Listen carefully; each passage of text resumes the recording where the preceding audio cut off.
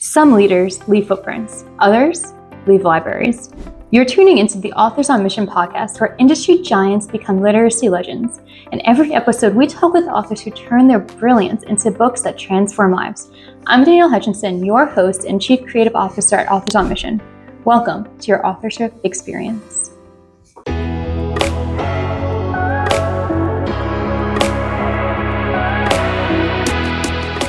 Hello, everybody, and welcome to another episode of Authors on Mission podcast.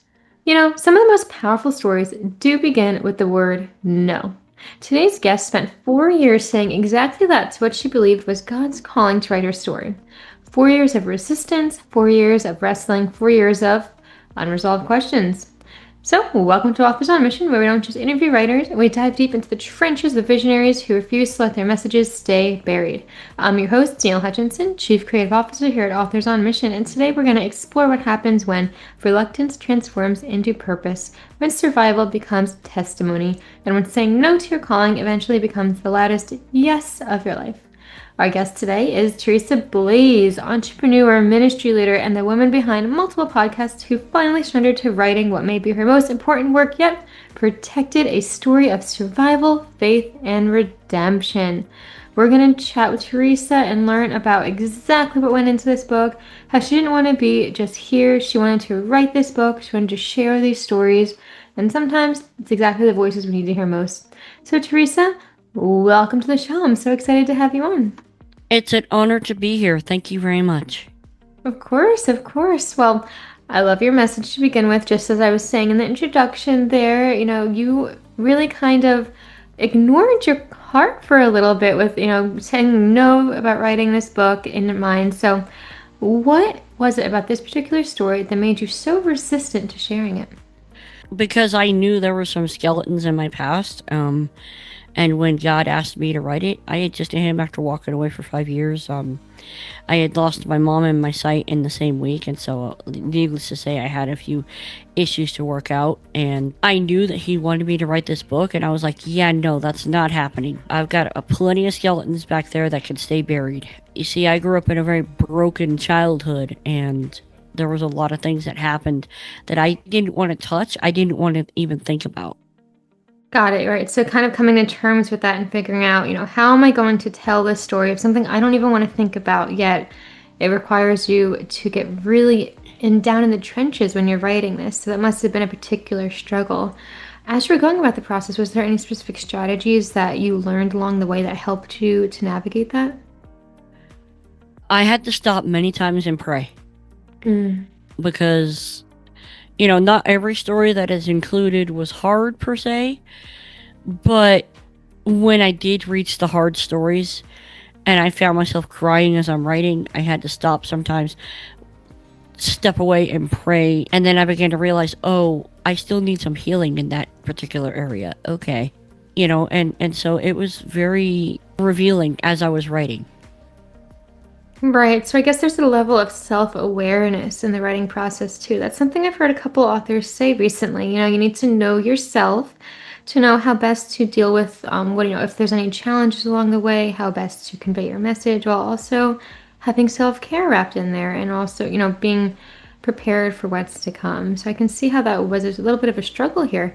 But of course, you made it into a book, and now so many people are able to pick it up and read it and learn from it. So that's wonderful. So in our introduction, I did note that you really do wear many hats. You're an author, you're a podcaster, you're a life coach, an entrepreneur. So How on earth do you balance all of these roles while maintaining your faith in the very center? That's funny. I mean, that is,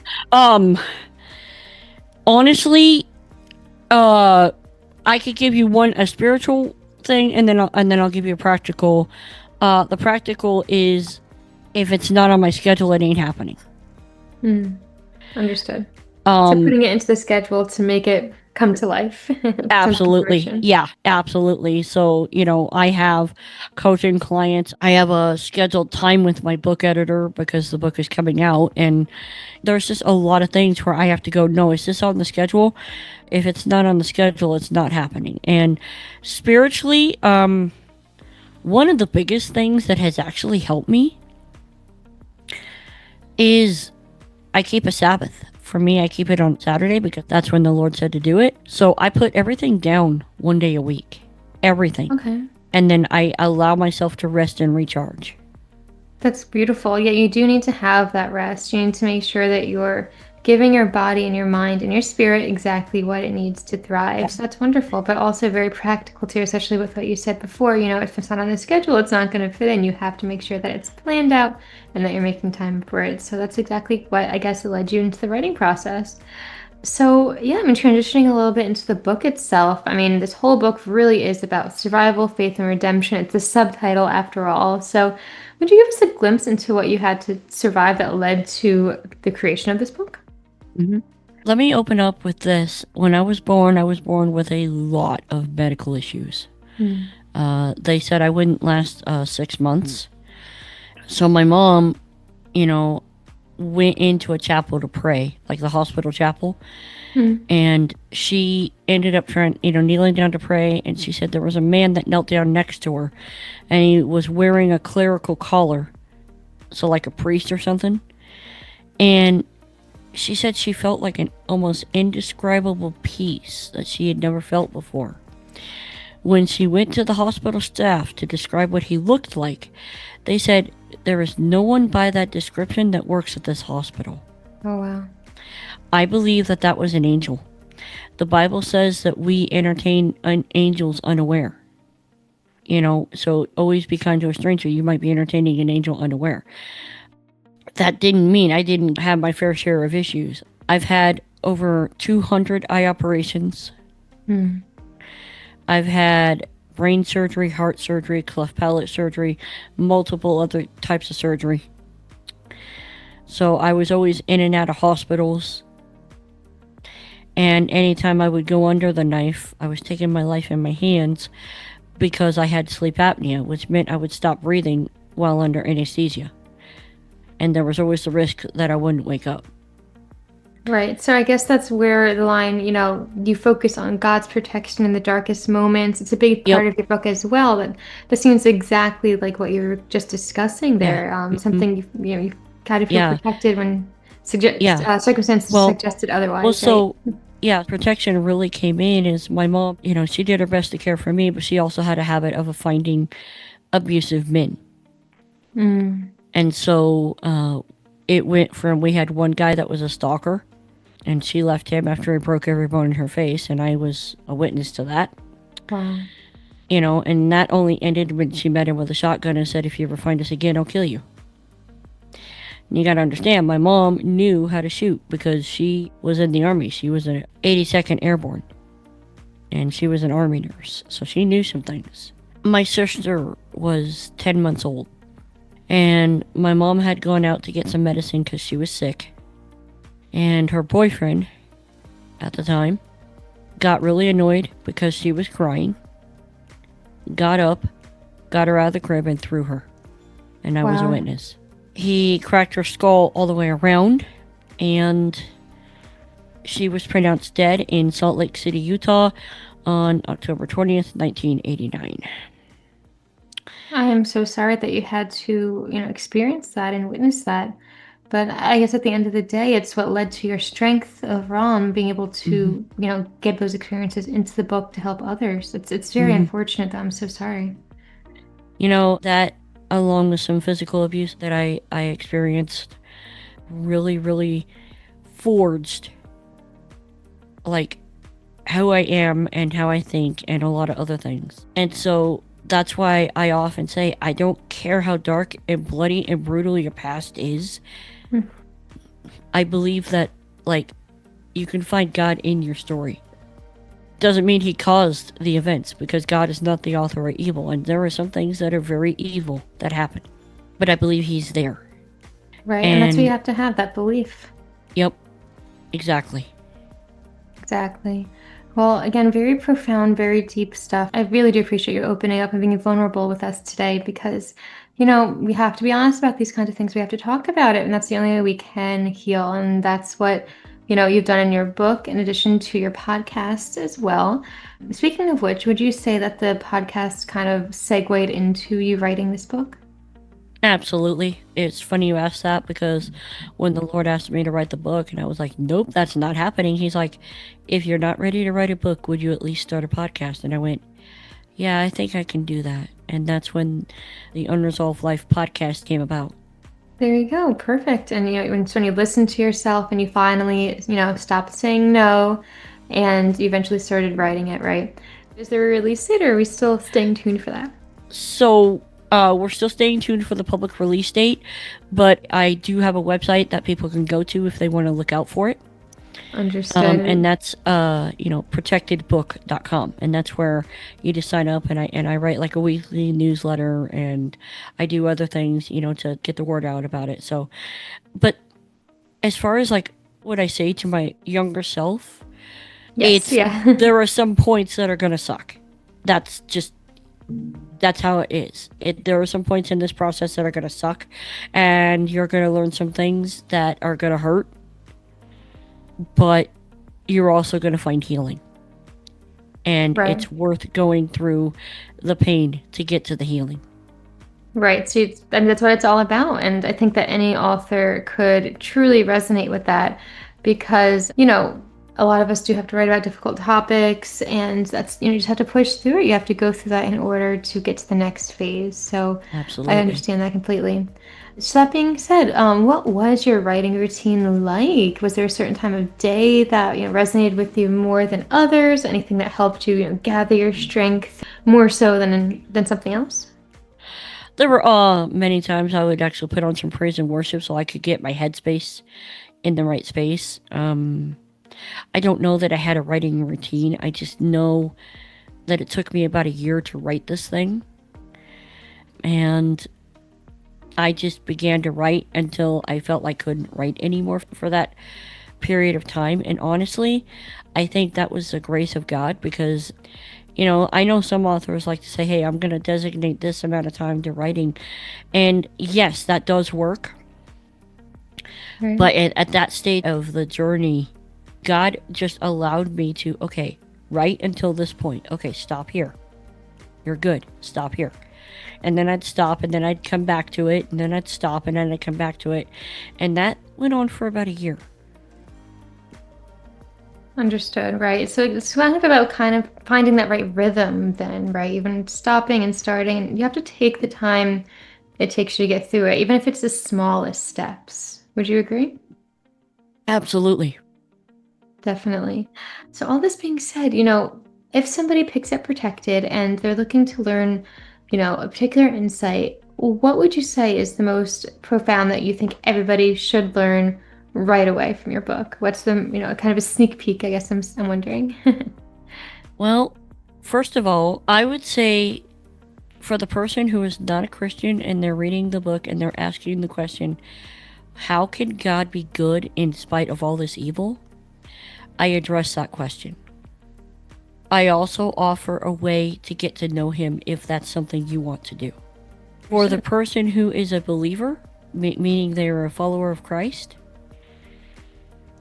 a lot of times they have people have a lot of skeletons in their closet, and my heart is very simple. Ask God to come into your story. I Just have a very ask. good friend of mine who has a saying, and it's something that's just resonated with me so much.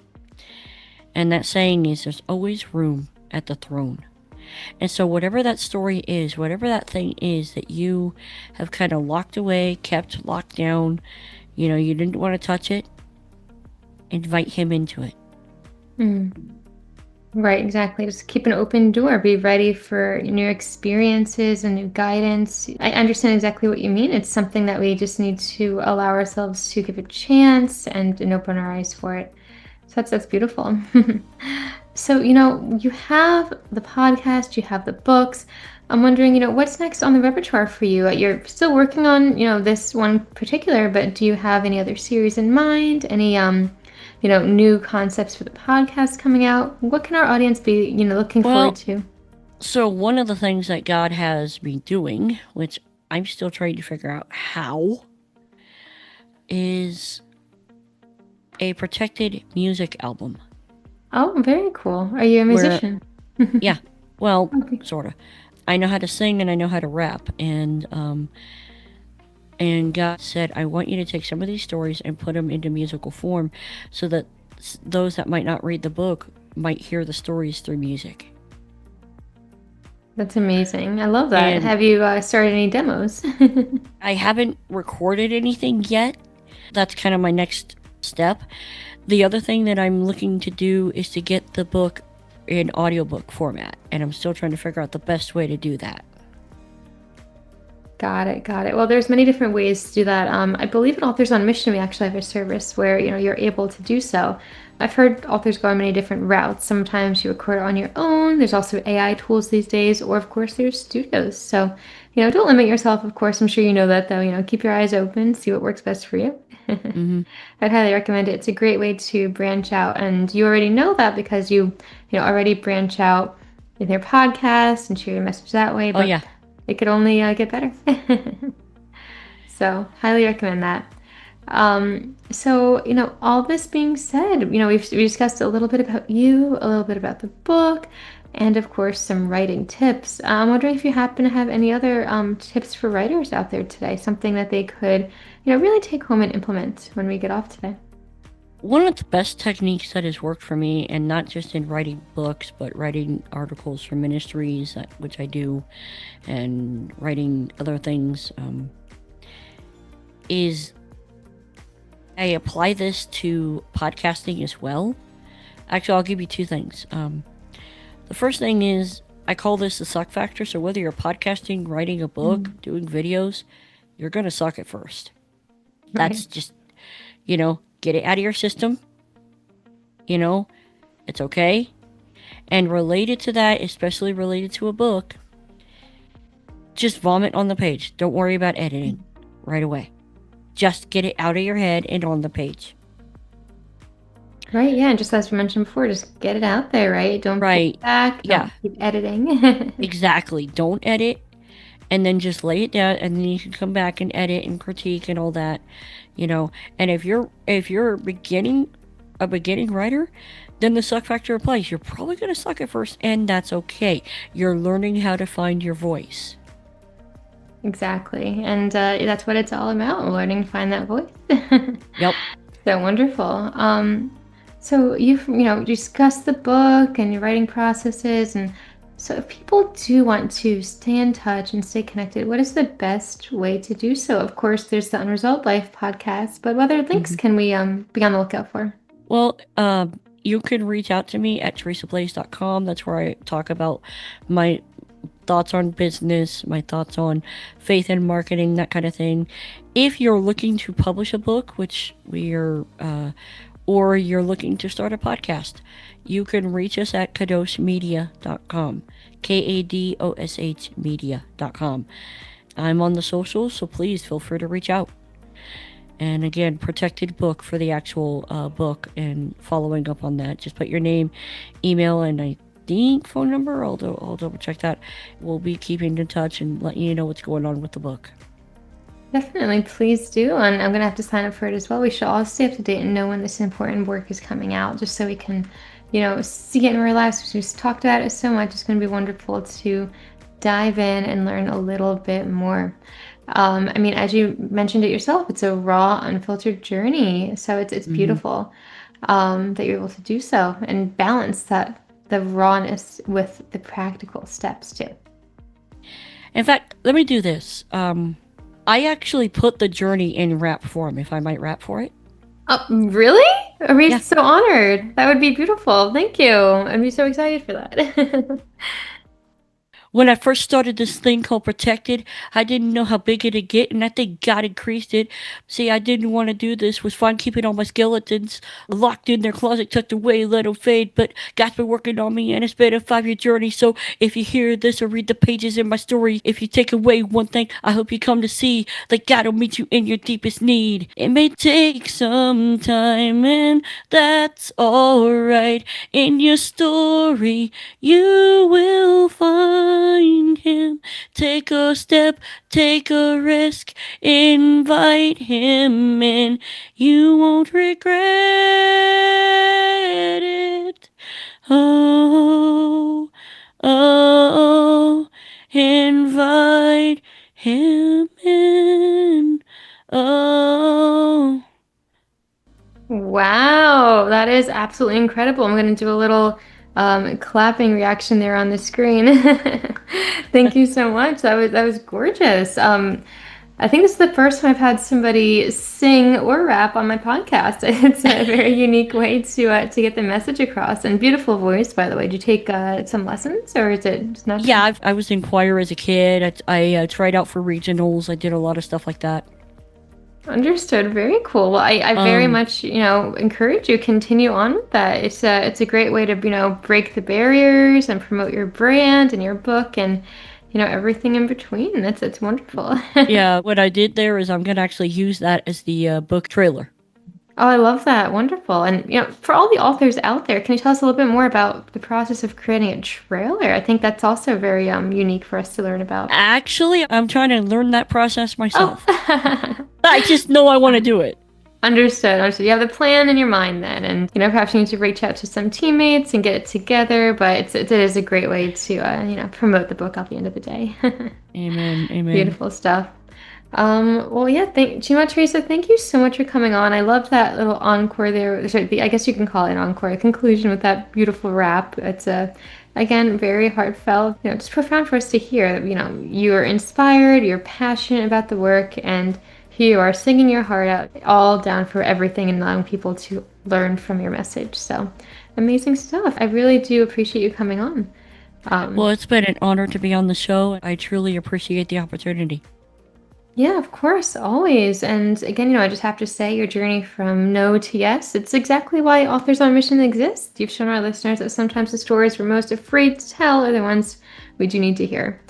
So yeah, everyone listening today, go and, check out all of Teresa's links. We're going to put the links in the description box of this podcast today, so you can click on over and stay up to date about when Protected will be released, stay up to date about perhaps some new musical components coming out, and of course the teaser trailer, everything in between. So again, yeah, thank you, Teresa, for coming on. And Thank you so much. of course, of course. And everyone, remember that your story matters, your voice has power, and sometimes the very thing that you're resisting is exactly what the world needs to hear. Don't spend forever saying no to your calling. The world needs to hear yes today. Keep writing, keep fighting, and keep your mission alive. Until next time, this is Danielle Hutchinson from the Authors on Mission podcast. This is Danielle Hutchinson reminding you that somewhere, someone needs the book that only you can write. Visit authorsonmission.com to start your legacy. Until next time, keep leading, keep inspiring, and keep thinking in chapters. Have a great day.